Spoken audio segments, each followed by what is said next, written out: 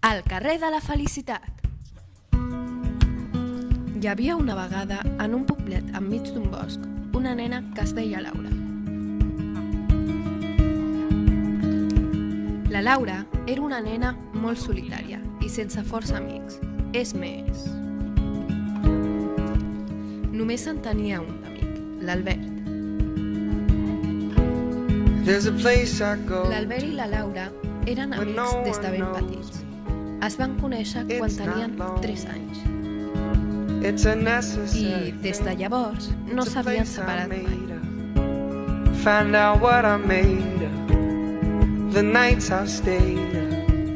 Un dia, quan tornaven de l'escola, van tenir una discussió i es van barallar com mai. La Laura, curiosa, va començar a córrer i córrer fins que...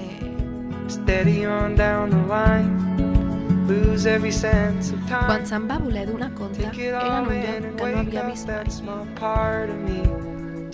Tot era ple de colors. I tothom reia i jugava. En aquell moment va trobar molt a faltar l'Albert. Aquell dia s'ho va passar allò més bé. Va fer nous amics i va aprendre molts valors que no havia sigut capaç de veure.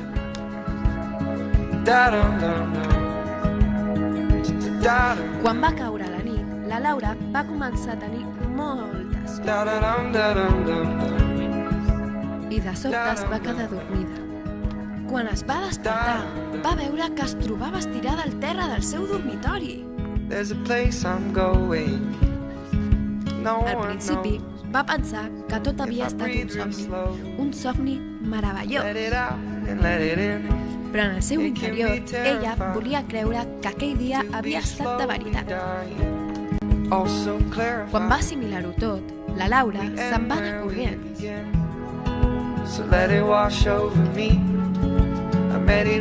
Perquè volia perdonar-se amb l'Albert. Ja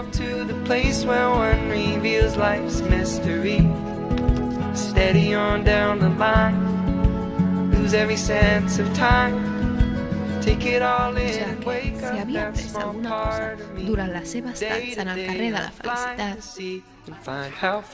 havia sigut que no valia la pena barallar-se amb ningú, però menys amb els amics. We're just catching and releasing what builds up throughout the day.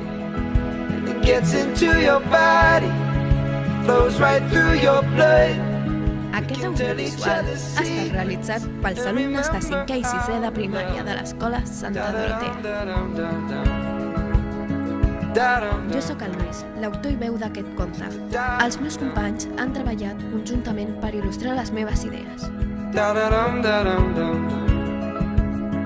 Ha estat una experiència molt enriquidora i esperem que la gaudiu tant veient-la com nosaltres fent-la. Fins aviat!